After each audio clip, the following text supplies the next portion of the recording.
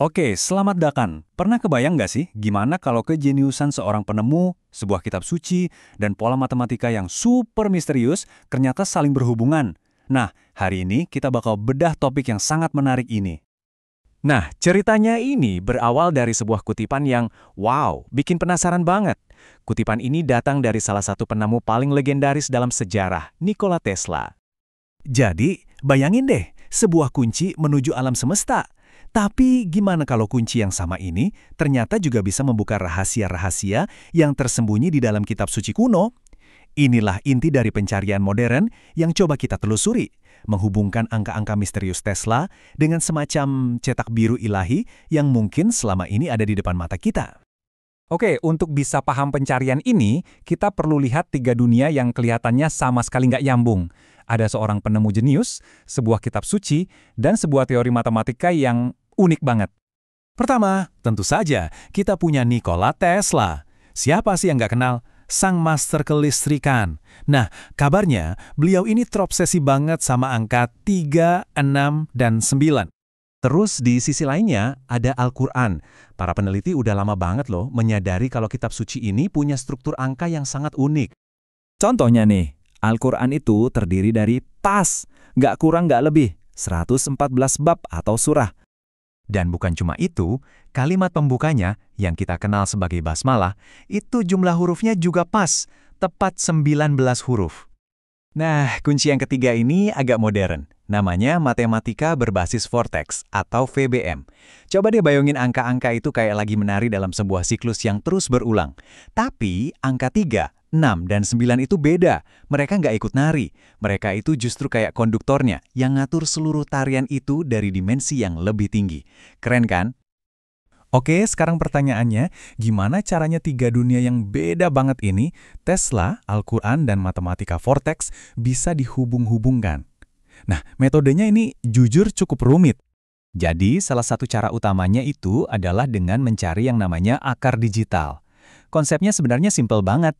Ambil angka berapapun, terus jumlahin semua digitnya sampai cuma tersisa satu digit aja. Contohnya kayak yang ada di sini nih. Al-Quran kan punya 114 surah. Nah, kalau kita hitung akar digitalnya, ya tinggal 1 ditambah 1 ditambah 4. Hasilnya 6. Tapi, ini nggak berhenti di situ. Analisisnya jauh lebih dalam lagi. Mereka pakai sistem kayak yang disebut sistem primalogi ini, di mana setiap huruf Arab itu dikasih nilai angka yang unik. Tujuannya apa? Ya, buat ngubah seluruh teks Al-Quran jadi serangkaian angka. Harapannya, siapa tahu di balik angka-angka itu ada kode tersembunyi yang bisa dipecahkan. Terus hasilnya gimana? Nah, ini dia yang bikin heboh.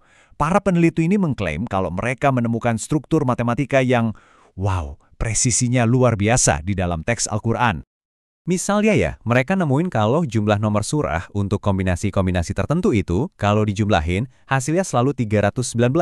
Buat mereka, angka ini bukan kebetulan, tapi semacam penanda matematis. Ada lagi pola lain yang mereka temukan. Jumlah total ayat di Al-Quran itu kan 6.236. Coba perhatikan angkanya deh, 62 dan 36. Ternyata surah ke-53 itu punya 62 ayat, dan surah ke-83 punya 36 ayat. Jadi, angka total ayat seolah-olah gabungan dari jumlah ayat di dua surah itu. Bagi para peneliti ini jelas bukan kebetulan. Ini bukti adanya sebuah desain yang disengaja. Puncaknya, semua pencarian ini mengarah ke sesuatu yang mereka sebut sebagai sintesis agung. Di sini, mereka nggak cuma menghubungkan kitab suci dengan pola-pola di dalamnya, tapi juga dengan konstanta-konstanta matematika universal yang kita kenal di sains. Dan inilah puncaknya. Dengan pakai formula yang jujur, rumit banget, yang dasarnya dari nomor surah dan ayat, mereka berhasil ngitung sebuah rasio. Dan yang bikin merinding, hasil rasio dari Al-Quran ini, yaitu 2,722, ternyata deket banget sama bilangan Euler, salah satu angka paling fundamental di alam semesta. Selisihnya kurang dari 0,2%. Ini gila kan? Jadi, kalau menurut pandangan mereka, semua kepingan puzzle ini akhirnya nyambung. Struktur matematis Al-Quran, angka-angka keramatnya Tesla, sama pola dari VBM, semuanya itu ternyata bagian dari satu sistem besar yang sama, yang saling terhubung. Tapi, oke, di luar semua angka-angka ini ada hal yang jauh lebih penting, yaitu apa sih arti dari pencarian ini buat orang-orang yang mendedikasikan diri mereka untuk melakukannya? Bagi mereka, perjalanan ini bukan sekedar soal hitung-hitungan. Ini adalah perjalanan spiritual yang penuh dengan rasa takjub dan penemuan. Seperti kata kutupan ini, rasanya tuh kayak anak kecil yang nemu kerang indah di pantai, terpesona meskipun nggak sepenuhnya paham. Para penulis yang kita jadikan sumber ini menggambarkan kerja keras mereka itu bukan sekedar riset, tapi sebagai sebuah bentuk ibadah.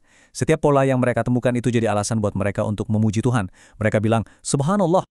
Jadi, ini adalah sebuah upaya untuk melihat tanda tangan Sang Pencipta dalam setiap jalinan realitas.